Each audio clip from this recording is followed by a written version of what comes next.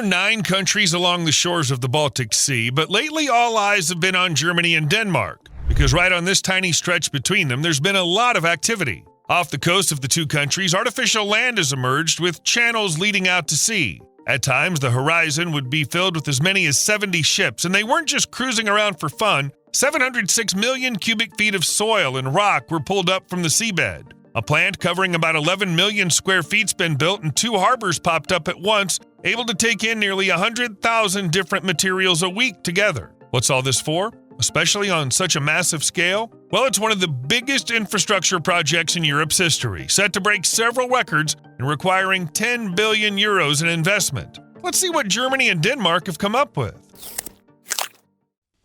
You know what proves a project is truly useful? When people have been mulling it over for years and years. So today we're talking about a project that showed up in the paperwork of engineers and top officials way back in the 90s. Look at the map. On one side, the German island of Fehmarn. On the other, Lolland, Denmark's 4th biggest island, and the only link between them is a ferry.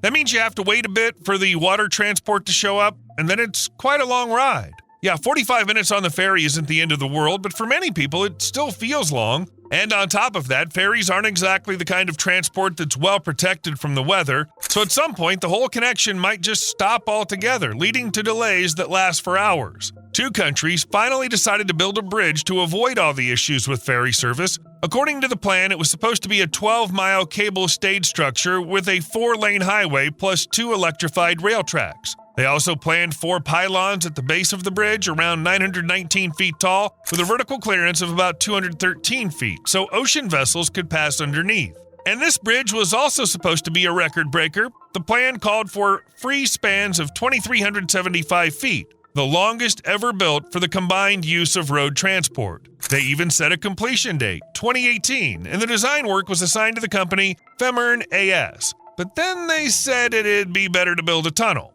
Why? The thing is, back in 2010, Fehmarn AS said the tunnel would pose fewer construction risks since it wouldn't be pushing the limits of current technology the way a cable-stayed bridge with massive spans would. In short, the designers officially said a bridge like that is just too complicated. They also added that cost-wise, there wouldn't be much difference. The bridge was estimated at 5.2 billion euros and the tunnel at 5.5 billion euros. And then the construction time was about the same. They planned to build the tunnel in 6.5 years and the bridge in 5.9 years, so the tunnel was the perfect solution.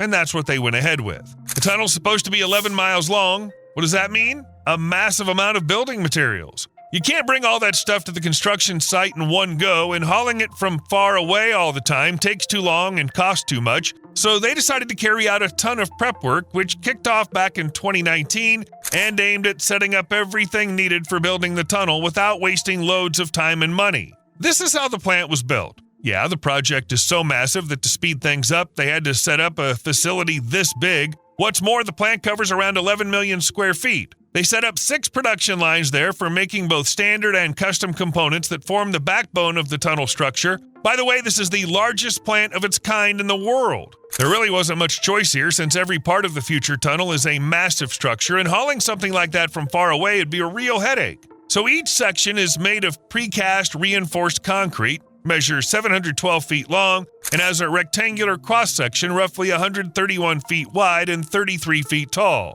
The weight of each one is enormous, 73,500 tons. If that doesn't sound like much, just picture this. That's nearly the weight of the MS Zutterdam cruise ship, which carries over 2,000 passengers. That one weighs 82,000 tons. As stated, the project needs 79 sections. Do you realize how difficult and time-consuming it would be to transport them to the construction site? They built a factory exactly to avoid this. Now it stands on the island of Lolland, so it's really close to the construction site. The factory is, of course, a sign of how big the project is, but Fehmarn AS has even more, a whole harbor. This object will allow transporting a variety of materials needed for tunnel construction and creating those huge sections directly by sea to the construction site. It's stone, sand, gravel, steel, all of that's required in huge quantities, so the designers realized using freight transport isn't the most efficient solution. Just imagine, the harbor was built with the original plan to handle up to 80,000 tons of raw materials per week. Trucks aren't really practical for such a volume. On the German side, in Puttgarden, they also built a small harbor for transporting the materials needed for the tunnel construction. In general, all the infrastructure is right there. Plus, for the workers, they've set up all the conveniences, large living quarters, as well as office and administrative buildings. From the windows of all these buildings, one could see how ships like these were arriving at the construction site. At its peak, the number of such vessels in the area of the Fehmarn Belt Tunnel reached 70, and all of them were doing one thing: digging the bottom of the strait between Lolland and Fehmarn. Or to put it in more professional terms, they were carrying out dredging works. Among the ships, there were dredgers of various types, like grab dredgers and trailing suction ones, vessels for clearing boulders, and specialized pontoons. All the ships had even gone through multiple special upgrades because the bottom between Denmark and Germany is a complex mix of different soil types, from soft clay to solid limestone. In the end, dozens of ships finished all the work in 2024. The result was an 11-mile trench ranging from 131 to 164 feet wide and 39 to 49 feet deep. A total of 706 million cubic feet of soil was removed from the bottom, and instead of dumping it elsewhere, they decided to use it for another project off the coast of Rødbyhavn, creating 741 acres of new land. As the project participants say, over time, this land will become a mix of nature and recreational areas with beaches and walking trails. So what was the purpose of this trench? The thing is, they decided not to just lay the tunnel sections on the bottom, but to place them at a depth of about 131 feet. This way, the underwater route will be better protected from various damage. Right now, everything's been set up to start the tunnel construction work, the factory, the ports, and the construction site that'll eventually turn into the entrances to the underwater tunnel. One was made on the Danish side on the island of Lolland and the other on the island of Fehmarn. Both entrances are about the same, so a similar amount of effort and time went into them. The first prefabricated tunnel sections have already left the factory in Rødbyhavn. Right now, everyone's just waiting for the go-ahead to start laying the structure. Once it comes, the most important part of the 10 billion euro project will begin, the tunnel, which is set to become the longest combined road and railway tunnel in the world. It'll also be the longest underwater road tunnel in the world, the deepest underwater tunnel with both road and rail traffic, the second deepest concrete underwater tunnel, and there are a couple of smaller records too. It will all be a part of the tunnel link between Fehmarn and Lolland. It won't be long now. Fehmarn AS promises that the section laying will start in 2025. 2 submersible pontoons like these will be used for the job. They'll be attached to both ends of the section, and then a small fleet of tugboats will pull them into position over the gravel-filled trench we talked about earlier.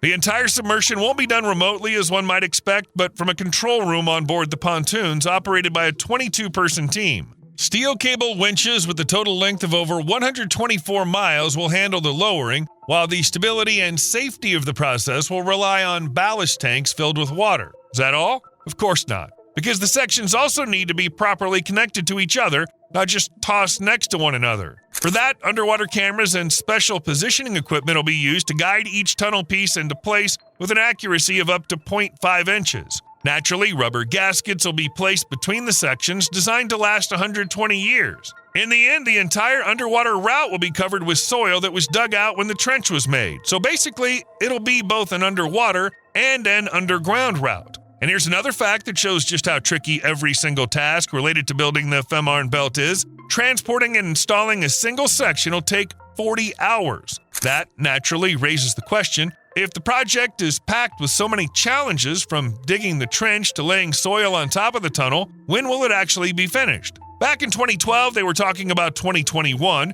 Then in 2014, they called 2024 the finish line.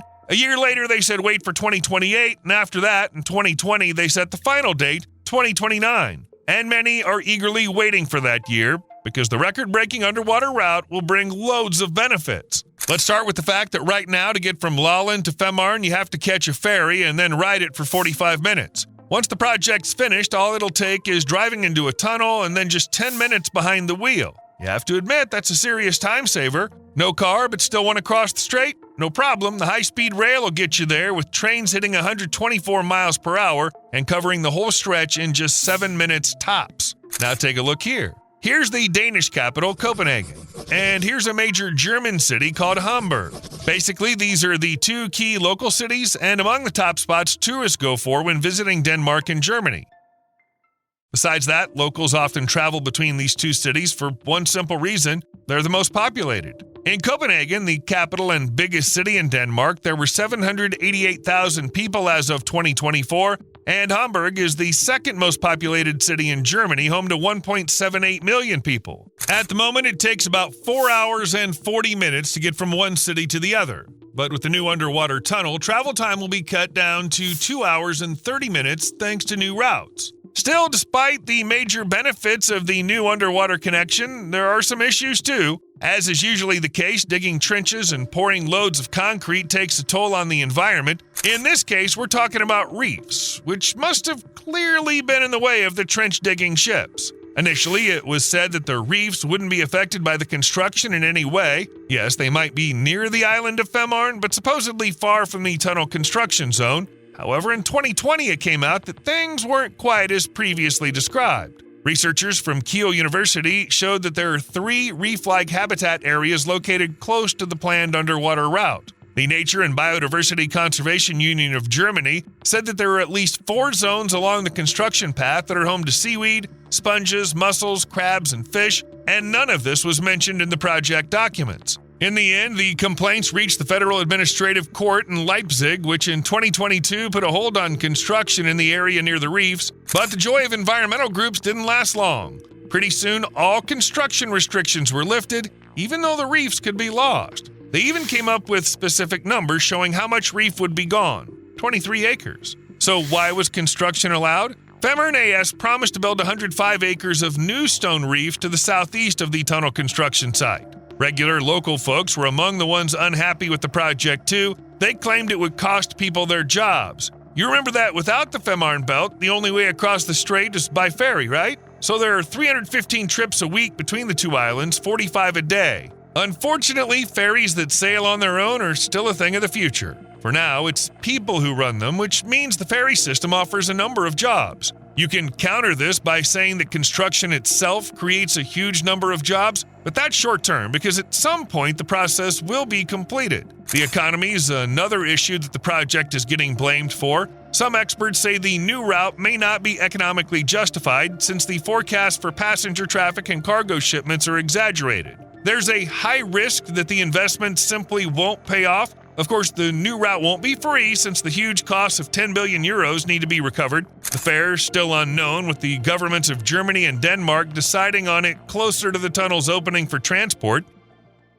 However, let's imagine that the price for crossing from one shore to the other will be the same as the one for traveling through the Øresund Bridge tunnel, connecting Copenhagen and the Swedish city of Malmö. 61 euros seems like a small amount that'll quickly pay off. And we also need to understand that the price could end up being much higher, because no one knows what challenges the project might face before construction is finished. Here we're not just talking about the negative aspects, but also the positive ones, because maybe the island of Femern will get another tunnel. If that happens, the construction will be handled entirely by Germany, since after the project is completed, the new route will connect mainland Germany to Femern Island. Let's take a closer look.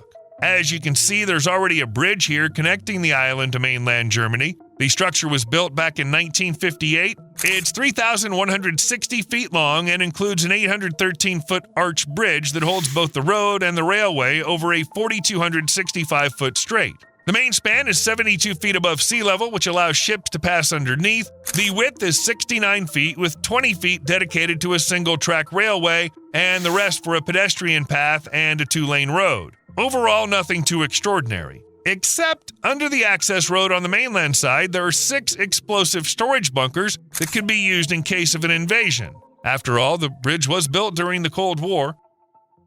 In 2023, Germany carried out a reconstruction of the bridge, replacing all the steel cables, but this didn't solve the main problem. The structure was built in the last century with circumstances of that time in mind. That is, it was assumed that far fewer cars and trains would cross the bridge because there were fewer people living in Germany back then. And then, after a while, a tunnel will appear, making it easier to move between countries, which will clearly attract tourists. In short, the bridge will clearly struggle to do its job. This problem was even demonstrated back in 2010 when they tested the bridge under load. At that time, it was concluded that the existing bridge's structure wouldn't be able to handle the increased loads. As a result, there was a need to think about what could be done in this situation. Among the options were building a combined bridge for both the railway and the highway, building two separate bridges, building a combined underwater tunnel. In the end, as you can already guess, they concluded that they needed to build a tunnel. This underwater route could be considered the younger sibling of the one we talked about earlier.